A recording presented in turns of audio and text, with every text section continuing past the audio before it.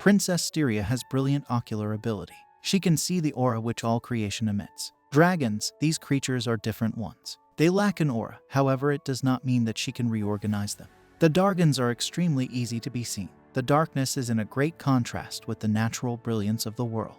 So, there she can identify the dragons. And the point here lies in the fact that the forest where she is standing has appeared to be draconic and everything around turned into other dark mass. The princess couldn't feel the dragon's movement here. Thus, the movement of people under the control of Altazora explained that something was going wrong. Styria notices there is a weird pattern in the way zombies move and quickly realizes it's far from being random. The senior dragon already knows only humans can be teleported within the magical circle area, at least so he believed. So what the strategy is that there are to be zombified humans filling that area to add to the magic needed for teleportation in a sense. So what the strategy of the princess is put into a stalemate at this point. Despite this adversity, the princess prefers to not act clueless and remain stoic.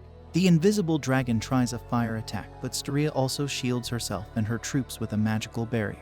The power is, however, impressive as it emanates from a dragon that lived enough to become experienced. The inferior and median dragons may be able to learn some of the spells of the mature dragons that created them. The princess asks if Smetchvers can shoot from above, but several small tornadoes are created by other dragons and aerial support is busy. Altazora thinks that big, grown-up dragons are very useful for their side because it would take a lot of really strong hunters to defeat just one of them. Right now, they have about 40 of these big dragons, and the top dragon is pretty happy about it. When Styria tries to attack an enemy dragon nearby, a smaller dragon puts up a magic shield to stop the attack. This shield keeps everything from the outside out, but things from the inside can go out without any problem. At the same time, Altazora figures out that the magic circle's power area is 2 kilometers. Which is way more than this country can usually make by itself. So, it's pretty clear that there's more to this situation than meets the eye. The top dragon remembers Nebula saying something about not seeing someone's face, but there was a lady with white hair and a black dress who used magic that might be even stronger than the top dragon's shield magic. Even though they seem to be winning, Altazora isn't sure they'll actually win because a lot of unexpected things have happened. The outcome of the battle could change really quickly depending on what happens next. Even if they win the battle, it would still be a loss if the princess manages to escape. She might realize that there's no way for her side to win and leave the ordinary people behind while using teleportation magic. To win for sure, they need to take control of the magic circle at their base. Meanwhile, Ike is having a tough time defending the base. He realizes that all the soldiers on the front line were suddenly wiped out, and he didn't even see how it happened despite watching them closely the whole time. The enemy they're facing now is a white dragon with purple eyes. When it opens its eyes, all the magical defenses disappear. The dragon is getting closer, and Ike is trying to figure out what's going on. He knows that even though this dragon is small, it's mature and powerful. So, Ike tells his men to fall back to the second line of defense and asks for help from the marksmen. Suddenly, he remembers a warning from Crimson about the monarch ultimation being able to control time. He realizes that mature dragons can also do this, and that's exactly what's happening. The dragon not only stops time, but also releases powerful energy bursts that take out several soldiers and knock Ike down. Ike is confused and doesn't know how to fight this kind of enemy. But he remembers that the princess left him in charge of the base, so he decides to go on the offensive. He thinks that the dragon's time-stopping power must have a limit, or else he would have been defeated already. He also believes that the dragon needs some time before it can use the power again, so he decides to attack now, before the dragon can stop time again. Ike jumps at the dragon and tries to defend against its energy bursts with his sword. He almost lands a hit, but the dragon dodges at the last moment, leaving only a silver mark on its shoulder. Just when the dragon is about to stop time again, Crimson appears out of nowhere and confuses the dragon, making it think he's the monarch. Crimson throws a spherical grenade into the air, and the confused dragon decides to stop time.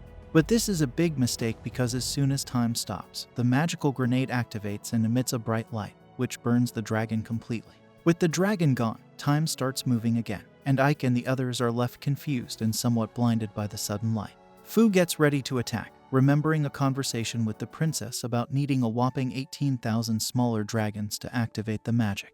That's a huge number, but he explains that defeating medium or mature dragons would bring way more magical power to the circle, like dozens or even hundreds of times more. He also mentions that he plans to take a nap once the fight starts. In the present, Fu defeats Urshkoron in the blink of an eye using the power of his right arm and absorbs all the dragon's magical energy. He's feeling pretty satisfied for taking down this enemy before losing control.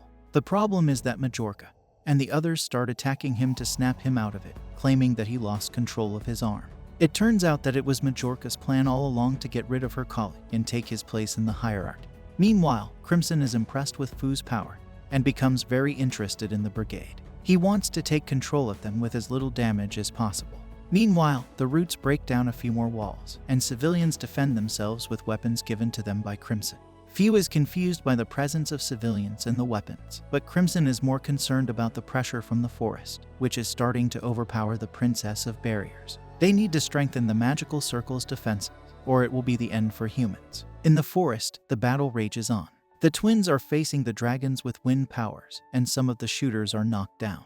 Down below, the little dragon who created the barrier is happy with the situation, but soon the shield is broken from above, and the creature starts to worry until a warrior hits it hard. Right now, Alto Zoro realizes that he made a mistake. He didn't expect the princess to send her troops to break the shield using their own strength instead of shooting from a distance.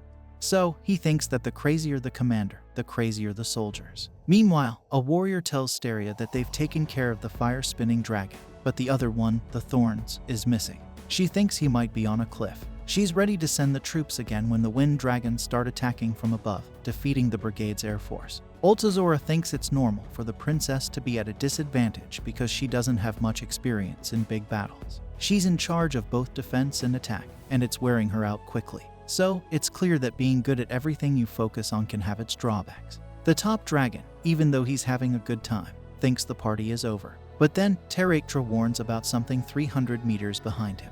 When Altazora checks, he sees Ragna and the others charging forward, while Terrektra says they've lost a third of their platoon. They could eventually win by outnumbering the enemy, but they would need more soldiers than they thought. Meanwhile, the group keeps moving forward without a moment to rest. Garm realizes they can't even get close to Terrektra because there are way too many enemies in their path. But Ragnar refuses to give up and keeps going with determination. Shin can't understand how Ragnar remains so steadfast in these tough conditions, almost crawling at times, but it inspires him to keep going as well. Inside, Ragnar is going through a lot. He's struggling to breathe, feeling pain and cold, and he really wants to stop, but he knows he can't give up now. He has to hunt Terrektra, Altazor, and the horde of dragons to collect their magic. He wants to protect everyone on his own so that no one else has to lose their life. He remembers what Shin said earlier about not being able to just show up at the end and act like the big hero, and those words hit him hard. Even though he felt somewhat relieved hearing that, future Ragna considers it a weakness because he's always survived and been the only one left alive. So he thinks he can only be with people whose deaths won't hurt him or who won't die. When they face another group of dragons, Ragnar starts fighting impressively and takes down all the creatures by himself. It surprises the other two because even with one foot in the grave, he continues using highly effective techniques. At this moment, Altazora realizes he made a mistake, but that's something that can happen in the chaos of battle, and it's Ragnar's persistence that's making the difference. However, Ragnar starts feeling something strange, a sense of despair as defeat seems inevitable. This is a common feeling for future Ragna, and at this moment, more than ever, Ragna senses the presence of his future self, which feels like returning to a nightmarish, hellish experience. Stay tuned for the next episode of this anime coming out next week.